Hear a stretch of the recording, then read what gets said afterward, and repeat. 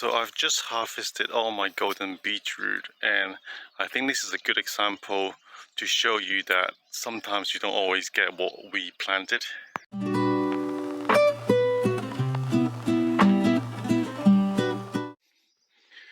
Okay, so here is a basket of my golden beetroot, and most of them, as you can see, are really tiny. The biggest one I have, I think is this one, which is quite reasonable but still pretty small. Most of them is pretty much really small, not really edible, but luckily all these greens are all edible, so it's not a waste of time. I still got plenty of food here. I'm about to go and harvest the red beetroot, and hopefully they are a bit better.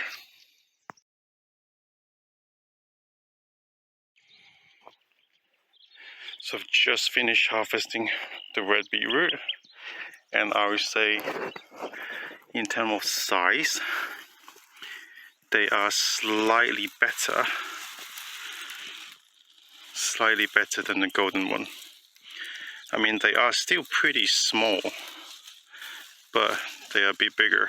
So last year was my first time planting beetroot, and I did plant them over spring and summer, and I got a really good harvest. So these ones, obviously, they were planted over the winter time. So I know that maybe this year I won't be planting them again, because I mean, they are reasonable. I wouldn't say they're not too, they're not too bad. I mean, like I say, the greens are still edible, so even though I don't get big beetroot, I can still eat the greens. But at least I know for this year that these beetroot that I planted a couple of weeks ago, I know they are going to be big. Hopefully like the one, the size that you get in the shops, because that's what I got from last year. Remember about 2 weeks ago I planted the onion seeds in the ground? So it's been 2 weeks, and I want to show you how much growth it's done. So this is the onion patch right now. Can you see how much growth is done? This happens in the last 2 weeks, can you believe that? And I've also noticed something. Can you see this? This is an onion flower. Basically it's trying to flower because it's too warm. So what I have to do now, because I'm growing onion, and what happens when the onion plant flower is it's going to divert all its energy to the flower. So what I'm going to do is top all of these onions again. So what it would do is it would divert its energy back to creating bigger onion bulbs. So once again, I've got a whole bowl of onion greens. Onion flowers are edible, so don't throw them away. I will probably make some scrambled egg with these, or maybe add it to my soup. I don't know. We'll see.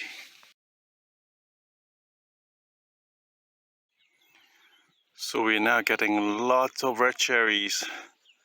The whole tree is full of them.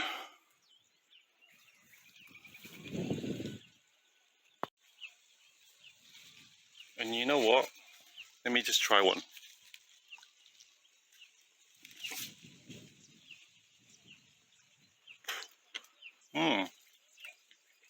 Maybe because I pruned this tree last year, the cherry is actually pretty sweet. I think I'm going to harvest some for supper tonight. So my task today is to overturn the soil where the beetroot used to be. Once I've done that, I'm just going to add some fertilizer on the soil and add some nitrogen tablet in there too.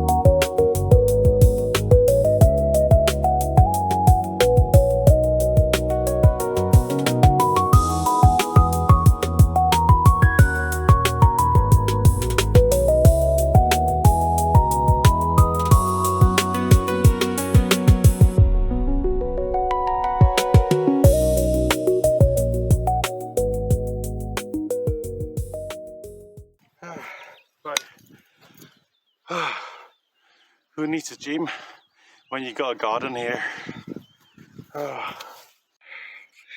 So here we go, we've turned the soil now. What I'm gonna do is add some nitrogen pellets in it and some fertilizer and let it sit for a couple of days. As you can see, the soil is pretty dry at the moment. It has been quite warm and it's getting warmer by the day, but we're expecting a week of rain, which would be absolutely perfect, because after that I can start planting some plants in the ground. So originally I was planning to grow peppers and tomatoes over there, because last year when I planted tomatoes in the middle section here, this area here where it gets lots of sunlight, it was basically just too hot and too dry for the tomatoes. It did give me tomatoes, but the plant was really small because the soil it's always dry. And over there it's got a bit more shade, so I think it'll be pretty good. But something really exciting is going to happen. I'm not going to tell you what yet, because just in case it doesn't happen, we won't get disappointed. But when it happens, you will see. And besides waiting for the rain and let the fertilizer sit for a few days, there is something that a lot of new gardeners mistaken.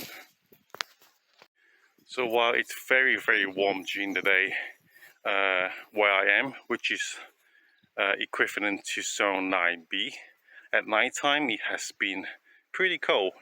It's only been the last 2 weeks it's starting to get warmer at night time, that goes above 10 degrees now.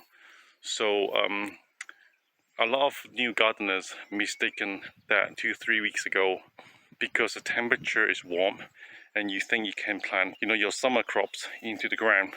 But actually, when you're planting your vegetable like tomatoes and peppers, it's not just about the daytime temperature.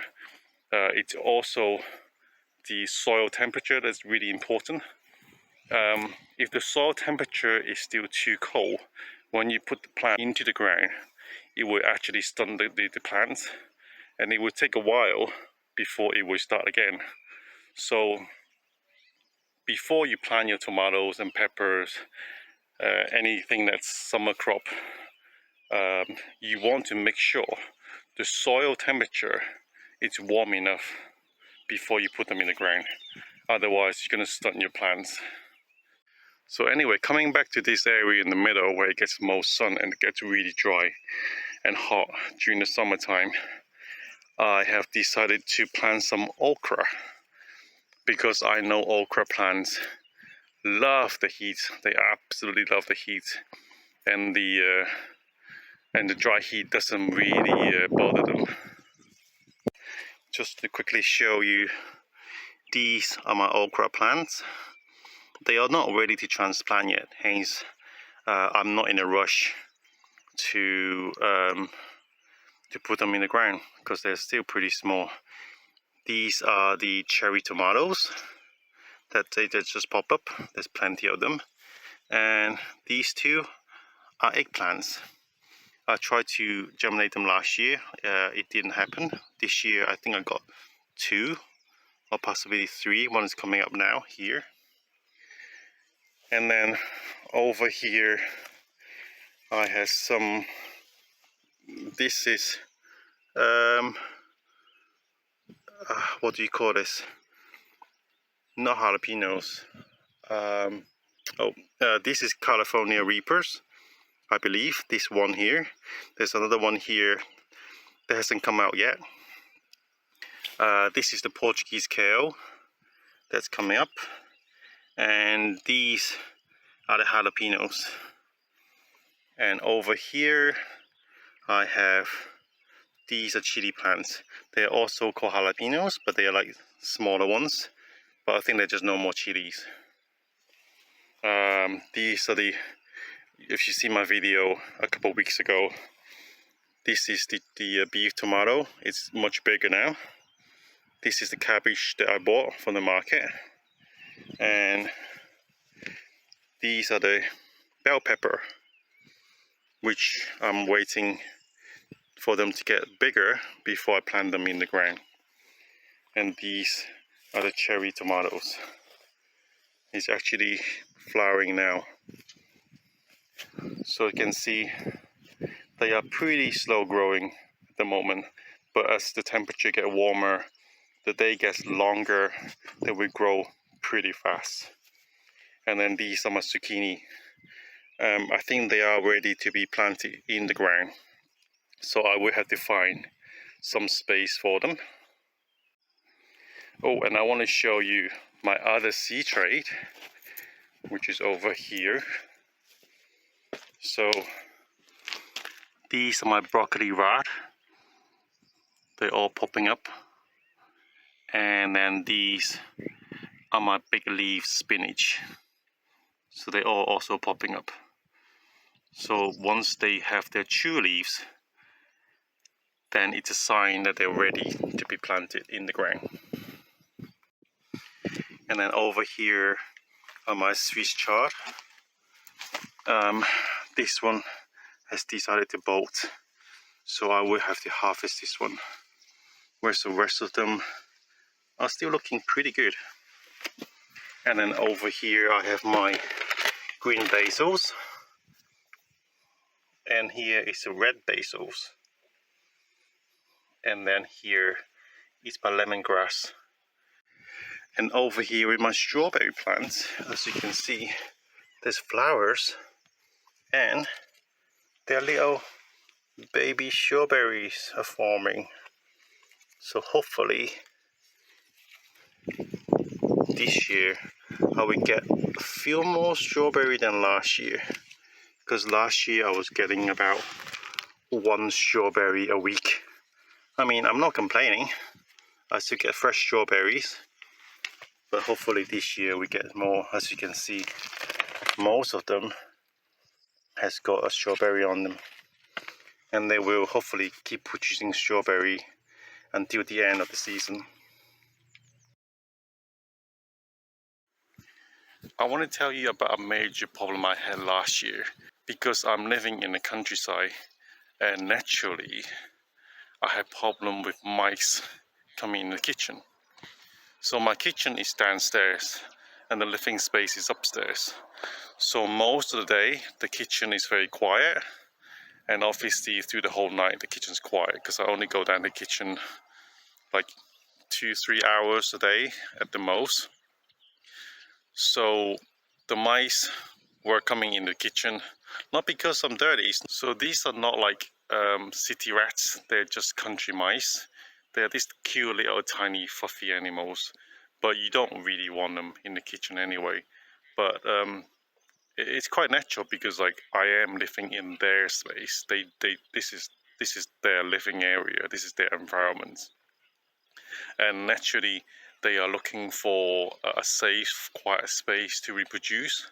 So last year I had problem with mice living in the kitchen downstairs, and they were reproducing, because I can often hear little mice running around. So last year I've spent quite a bit of money getting like mice trap, mice poison, mice glue.